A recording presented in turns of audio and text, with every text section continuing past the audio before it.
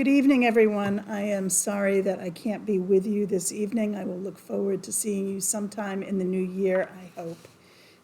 I was thrilled when Pastor David asked me to share a little bit about peace as a theological construct and idea in Judaism and I think in Christianity as well. Before I begin to talk about the theological construct of peace, I want to sort of put the elephant in the room to bed. It is hard to talk about peace when Israel is at war. And I wanted to just highlight a couple of thoughts before we talk about peace from a theological perspective. Unfortunately, as we all know, theology and reality don't always align. And I think that that is, of course, complicated. We can hope and we can pray, but that doesn't mean that the world is going to look the way we think it should. I want to point out also that being Jewish and being Israeli are not identical. Not all Israelis are Jewish, and not all Jews are Israeli. So I do think it is possible to say you don't like the current Israeli government, but I think it's also possible to say that you believe that Israel has a right to exist. And I also think that it's important for us to remember that, every Jewish American community is different from every other American Jewish community, which means we're also different from Israel. So I think that that's an important thing to keep in the back of our mind. Whether we like it or not, our biblical tradition allows for the notion of a just war.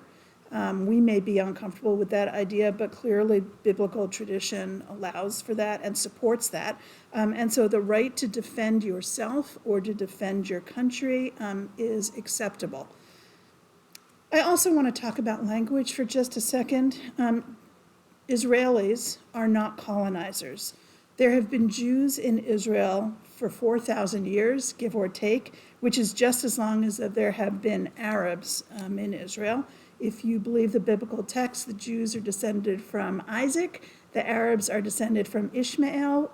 Isaac and Ishmael were Abraham's sons, and so that's where we trace our descent.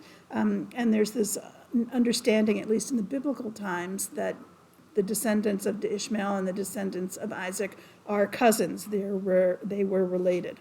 So for as long as there have been Jews, there have been Arabs in the land of Israel. It is true that after the Holocaust, there was an influx of European Jewish survivors, people who had survived the Holocaust again. And I want to make sure that everybody knows that they weren't coming in as strangers. The Jews who survived the Holocaust, who moved to Israel, were coming into a community where there was already a Jewish community. When you add to that the fact at the end of the 19th century, Jews actually, the worldwide Jewish community, bought land in what was then Palestine from the Turkish overlords. You may remember that today's Israel, 100 years ago, Palestine was part of the Turkish Ottoman Empire. The worldwide Jewish community, which had embraced the idea of Zionism and of Jews having a country to call their own, had purchased land from the Turkish overlords. Unfortunately, that meant that the Arab population, the farmers who were connected to the land, sometimes found themselves in a difficult situation because the overlords sold the land out from under them. But again, at the end of the 19th century, there was a concerted effort on the part of the worldwide Jewish community to actually buy land in what was then Palestine, hoping that one day there would be an Israel.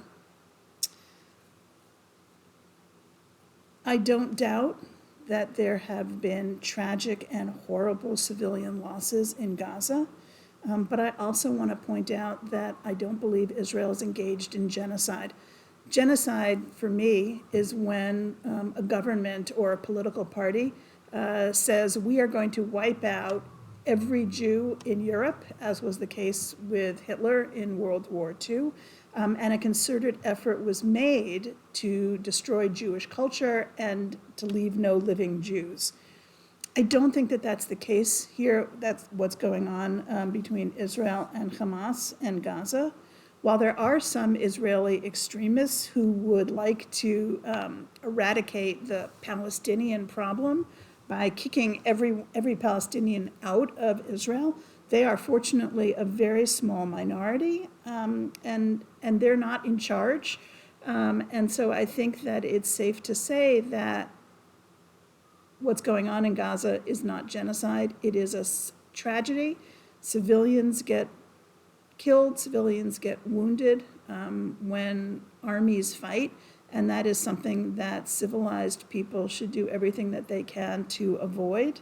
Loss of life in a wartime is a horror, and bad things happen. And I think that that's not an excuse. I think that's simply the way it is. When you add to that what we know about Hamas's behavior, that they intentionally put installations in hospitals or in schools or in highly populated neighborhoods, you add to the fact that the lines between what is civilian and what is military get blurred. All of which is a way of saying, I think what's going on right now is a horror. I think the terrorist incursion on October 7th, which started this whole round of war, was inhumane and also a horror. And as more information comes out, the situation just gets worse and worse. Personally, I think the only way there's going to be peace in the Middle East is with the two-state solution. And I think that, an Israel and a Palestine should be able to live in the same neighborhood and share. But unfortunately, I'm not in charge, and nobody's given me the power to snap my fingers and say, okay, here's how we're going to solve the problem. So it is complicated, but I wanted to put all that out there before I talk about peace in Judaism and as a theological context. So having said that, if we could take a deep breath and put modern politics aside, let's just talk about the religious perspective and the religious connection to a world of peace. So Jewish tradition for the last 2,500 years holds that peace should be a primary, crucial value that is part of a Jewish worldview. Hebrew, the modern language and the biblical language, Hebrew is a language that's created from 3 consonant roots. And so when you take the root, a shin, which is a sh sound, and a lamed, which is a l sound, and a mem, which is an m sound, you get the Hebrew word for peace, which is shalom. I'm sure you've all heard that. We use shalom as peace, but initially it doesn't appear that that was its basic meaning. Shalom refers to something being complete, or something being whole, or something being well, or something being safe. So the idea of peace is rooted in this idea of wholeness, and this idea that without peace, we are not complete. And there are a number of biblical quotations from texts that we share that I'd like to point out at least 2 for you this evening. My favorite biblical text is actually in the book of Numbers. And in Hebrew, it's Yivarechecha Adonai v'yishmerecha, Ya'er Adonai panav elecha v'chuneka, Yisa Adonai panav elecha v'yasem lecha shalom. In English, I think it's going to sound familiar to you because I believe that Christian tradition has adopted it as well. May God bless you and keep you. May the light of God's countenance shine upon you and be gracious to you. And may God grant you peace. So in the biblical times, when the priest was actually blessing the Jewish community, and today, when rabbis bless the Jewish community, we use this same blessing at a baby naming, at a bar mitzvah, at a wedding. And, if you stop and think about it for a second, the first request is that God blesses and keeps us, that God helps us to continue in this world. The second is this idea of may God be with you, right? May God's countenance, may God shine upon you and be gracious to you. And the ultimate ask is may God grant you peace. Because without peace, the other 2 requests have a difficult place of becoming a reality. So the ultimate thing that we ask for is that God give us peace. When we talk about the prophetic, so that the priestly benediction comes out of the Torah. When we talk about the prophetic tradition, I think everybody can quote the Isaiah quote about turning swords into plowshares and spears into pruning hooks, to which Jewish tradition also adds the line about Yashvu ish tachat gafno v'tachat te'enato, that every person should be able to sit under his or her vine or fig tree in security, in comfort, and in peace. So the prophetic ideal is, again, also looking for a world of peace. And I want to go back to the prophet Isaiah for a second. And here I think one of my favorite quotes is, V'chol banecha limudei Adonai v'rav shalom banaich. All your children shall be disciples of God, and great shall be the peace of your children. So this notion that it is our responsibility to learn from and to live by God's dictates, to be disciples of God, and that our children will then know peace. So when we talk about later levels of Jewish tradition, I want to touch for a moment on the Talmud. I would say that it's pretty clear from most of the tractates in the Talmud that, with the possible exception of a hope for worldwide justice, peace is the most exalted ideal. And we'll find actually in Pirkei Avot, a Mishnaic and later Talmudic tractate, you find the statement that we are supposed to be like the disciples of Aaron, loving peace and pursuing it. And at the same time, we're told that the world is sustained by three things: by truth, by justice, and by peace. So clearly, the rabbis who shaped my Judaism, who were shaping Rabbinic Judaism around the same time that Jesus's followers were shaping early Christianity, internalized this idea that without truth, you can't have justice and peace. Without justice, you can't have peace and truth. And without truth and justice, you can't have peace at all. So that those three ideas are tightly tied together, and that these are the ideals that sustain our world. So Talmudic tradition also comments at times on biblical tradition, and so I want to go back to this notion of all your children shall be disciples of God, and great shall be the peace of your children. So the word for your children is banaich. And you may remember that Hebrew is not written with vowels. It's just the consonants, which means that depending upon what vowels you put in, you can change a particular word if it's spelled the same way, right? If we had PTS, that could be the word pits, that could be the word pots, that could be the word pets, each of which has a very different meaning, but are spelled the same way in consonants. And so they take that final word, banaich, right? And this is how they sort of understand it.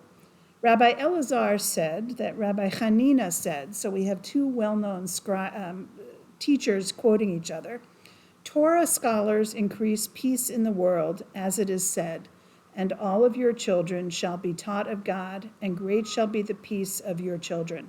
If the children of Israel are taught of God, there will be peace for all. So that's understanding banaich literally as children.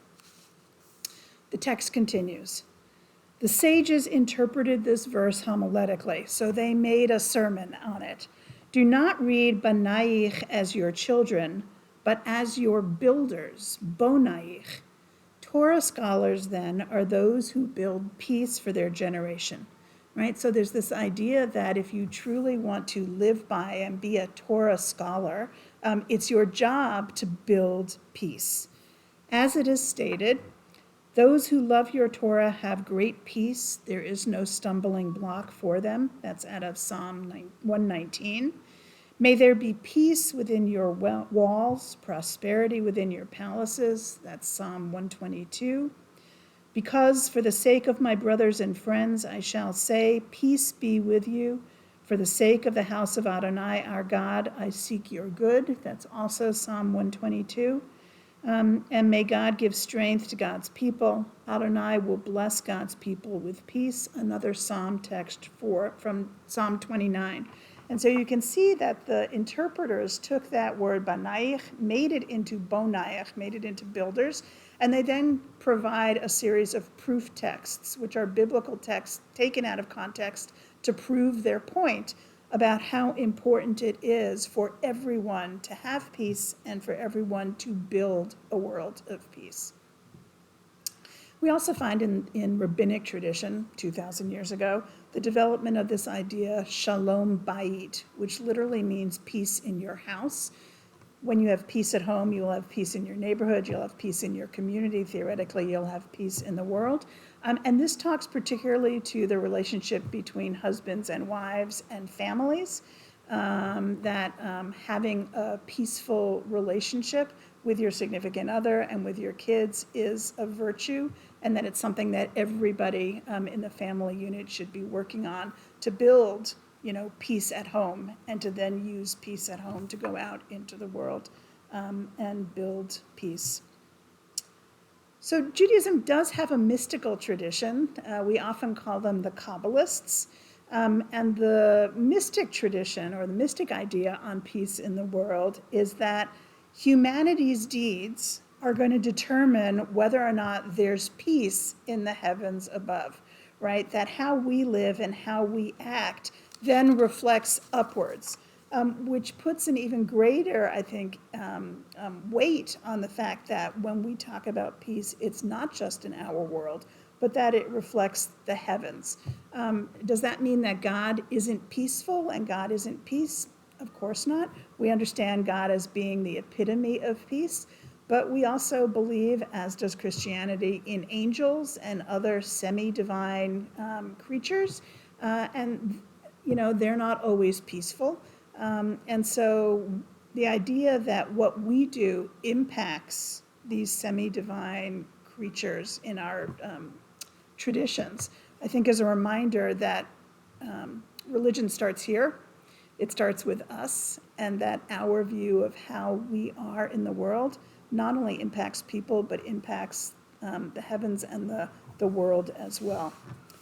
And I want to skip ahead to the modern period. I was just talking to David about the fact that we have a very fixed liturgy.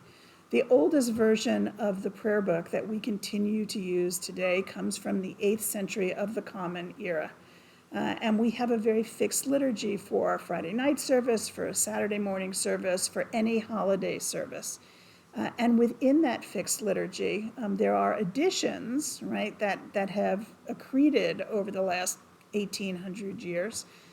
And then there's also foundational liturgical requirements, sort of like the Lord's Prayer being a foundational piece of Christian liturgy.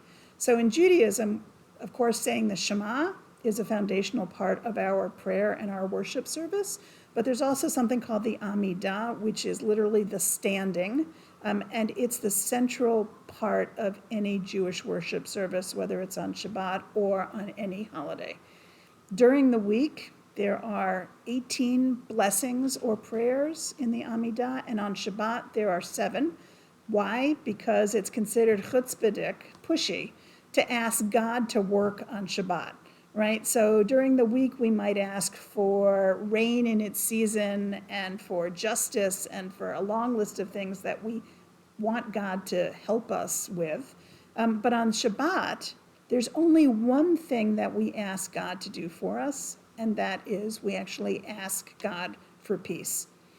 Always rooted in the idea that peace has to begin with humanity, but that certainly it's important for God to help us along, but that it begins with us.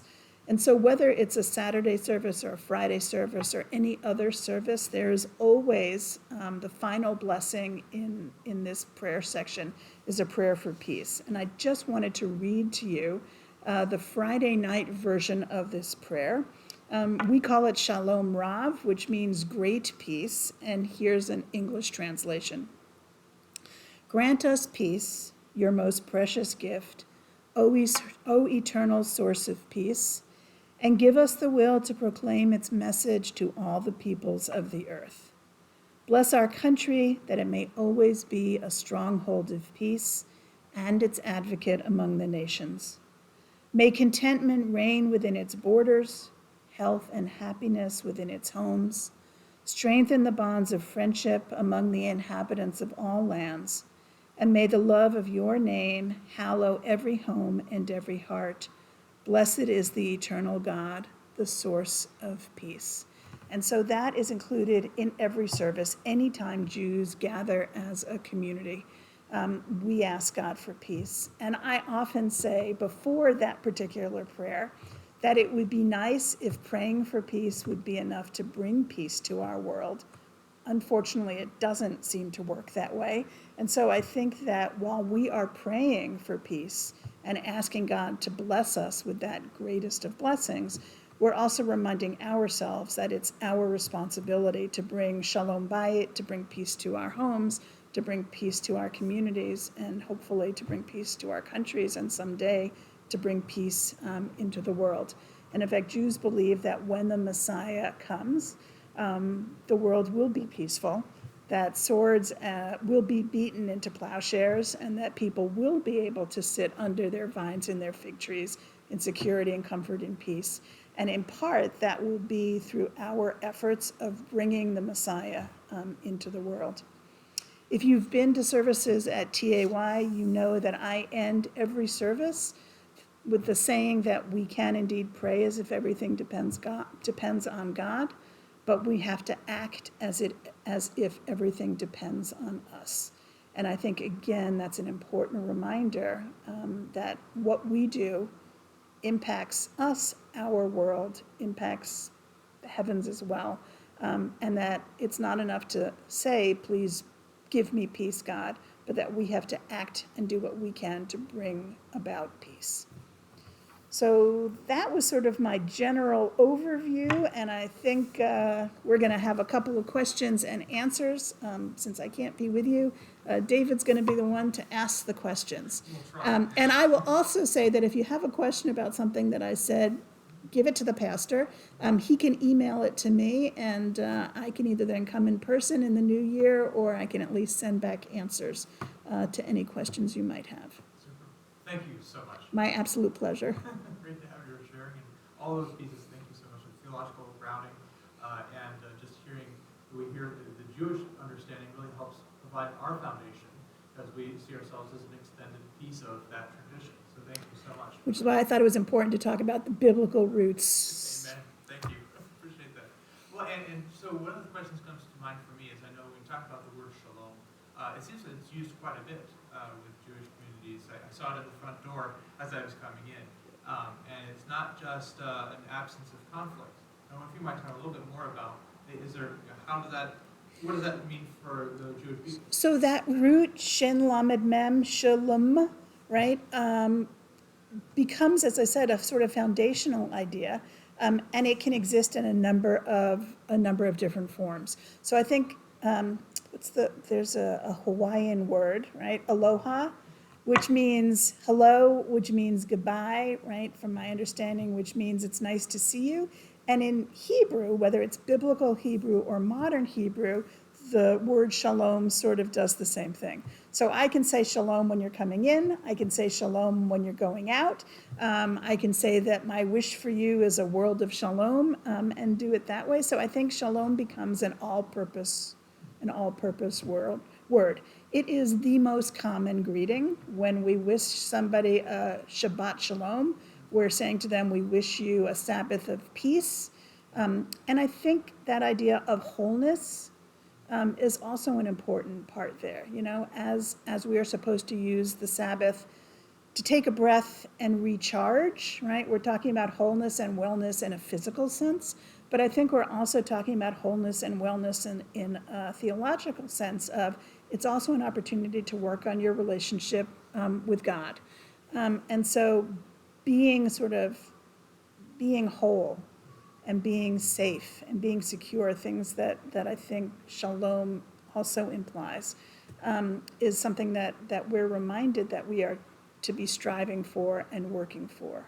And I think that, again, peace feels sort of amorphous. What's peaceful for me may not be peaceful for somebody else in an immediate sense, but I think this idea of wholeness, of being complete, is something that we all understand. And I think that that's important. Right? I'll say one more thing before the next question, is that I think one of the things that Judaism excels at is that one word can both have a simple meaning and can have the meaning behind the simple meaning. And that's part of Jewish tradition. There's something called pshat and drash. Pshat is the upfront, in your face, and the drash is the commentary behind the quote. And so I think that shalom has both pshat, a sense of peaceful, but I also think that the drash, the explanation, is a continuing discussion about what that peaceful means, not only to the individual, but to society and to the greater. So as you've worked with congregations, and you've no doubt had connection with other congregations, are there some practices that you've seen help in your congregations towards acting towards peace in your communities? What kind of things have you advocated for, and how do we work that out? So I think that the primary way that you find Jewish communities or Jewish synagogues, congregations, expressing this hope for peace is by the work we do in what we call social action, right? Of trying to make the world a better place, a place where everybody is secure and has peace. And so you will not find, doesn't matter if you're Orthodox, Conservative, Reform, or Reconstructionist, I'm not aware of a single Jewish congregation that doesn't do social action work.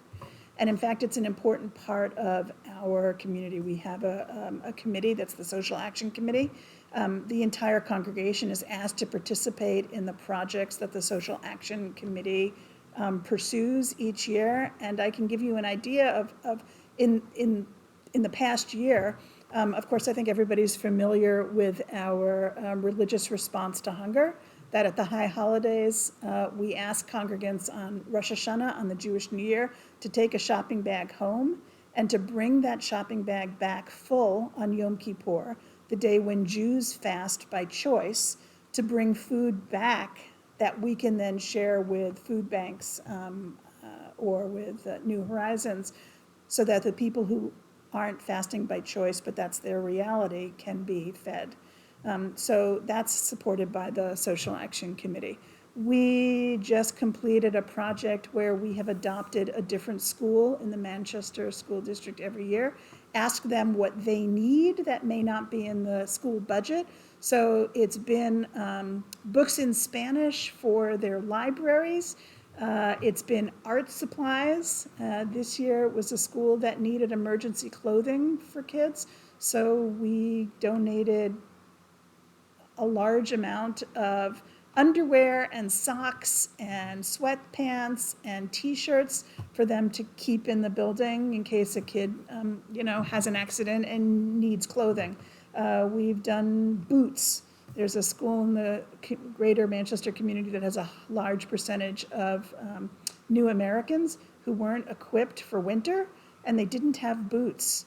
So we worked with Target. They were very gracious about supporting us, and I think we ended up giving 200 pairs of boots in various sizes. So again, that's another way that our Social Action Committee works to bring peace into the community.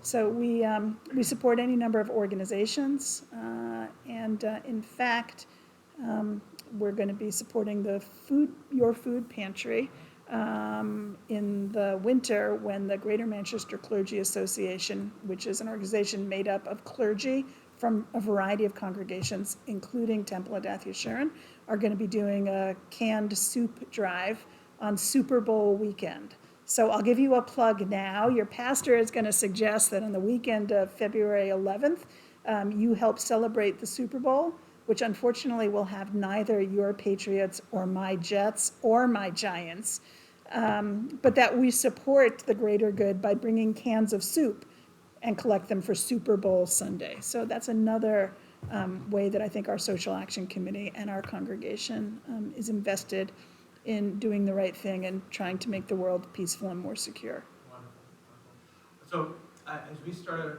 to talk, I appreciate that you provide some insight about what's happening in Israel and Gaza. And I realized as I came on campus here, we talked about the security of the campus here. I wonder, in sort of a conversation with the larger community, what would you want the community to know about being the temple here, and how would you want them to hear you, and what you might want the community to know about being the faithful people here in the temple?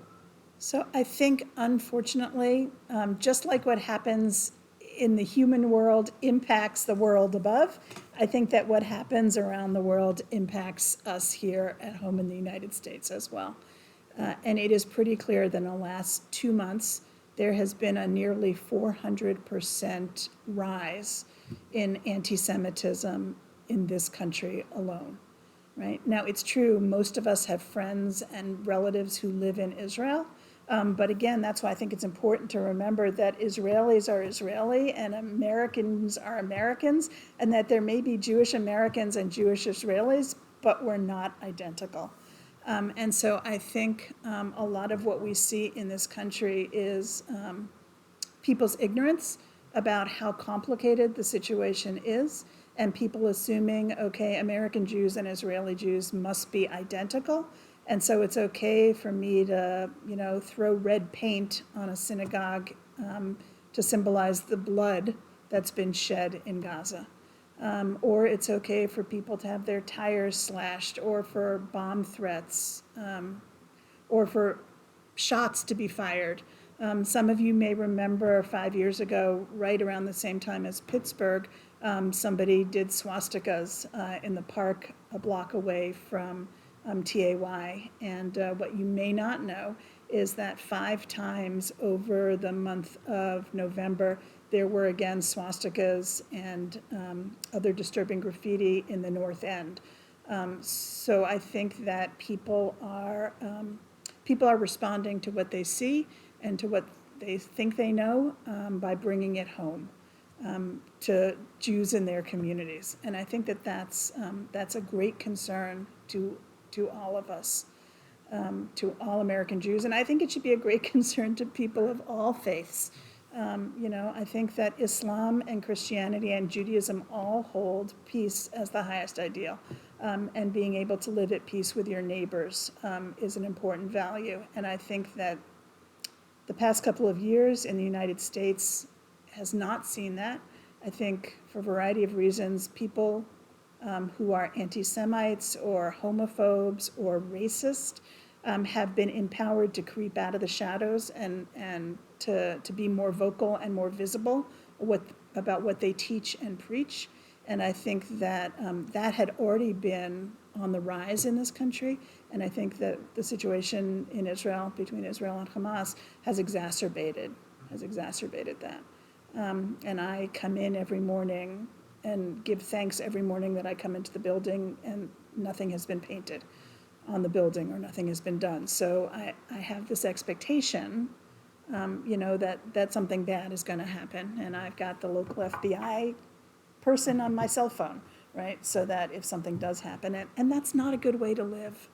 I was just talking to David about, our doors are locked and we're down to using one door so that we can be aware of who goes in and who comes into the building. There have been other security changes added. If you'd ever told me that I'd be working in a building with bulletproof glass, I would have looked at you like you were crazy. But again, I think the world since Pittsburgh and the world since October 7th, that's the world we all live in. And I want to point out that hatred isn't solely directed at Jews. There was a horrible shooting in an AME congregation. And a couple of years ago, there was a horrible shooting in a Baha'i community. There was a horrible shooting in Vermont, right, in our own backyard. That had nothing to do with a religious institution. That was three college students who were attacked for no apparent reason.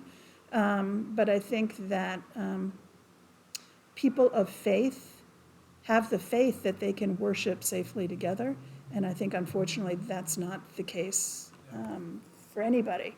I just think right now the most visible target is the Jewish community. I wonder, as we share this community together, if there might be ways, and we might investigate this further, that we can be in partnership to create peace together. I think that would be great. And I say this to my folks all the time when they say, Rabbi, there was a bad letter to the editor, why didn't you write something for the newspaper? And I say to people all the time, you know what, people are going to expect that the rabbi is going to respond to a hateful statement. But what people don't expect is for ordinary people, you know, to stand up. And so I think whether it's members of this congregation writing letters to the editor or members of your congregation, you know, if you see something or hear something that's egregious, stand up and be heard. You know, there is no such thing as funny ethnic humor, right? When we make jokes about Jews or about Polish people, or take your pick, any ethnic group, that's not funny. And when they go around the office or they're at the water cooler, you can say to somebody, you know, think about what it is you're saying. Is that funny? Is that hateful? Is that prejudice?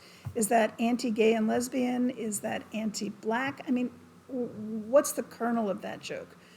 So again, I don't think any of that ethnic humor is really funny, but people experience it all the time. So I think that saying that's not funny and calling people on it is something that all of us can and should do. And I think that there are other ways that we can work together, and the biggest of those is education, which is why I was so thrilled to be asked to participate in this program. I think the more my congregants know about Christianity, and I think more the United Methodist Church and all Christians know about Judaism, and the more each of us know about Islam, and the Hindu tradition and the Buddhist tradition, you know, I think that the better off we are. And so I think that education is really the core response to hatred. Education takes time, and sometimes time is really short, and you have to react in a quick way, but I think that ultimately it's about education. Thank you again. My absolute pleasure. Really appreciate it. I'm sorry I can't be with you. Trust me, I'd rather be with you than on a plane to Denver, but maybe we'll get another opportunity to study together. So have a good evening, everyone, and I want to take the opportunity to wish you a Merry Christmas and a happy and healthy New Year and a peaceful New Year for all. Shabbat shalom. Thank you.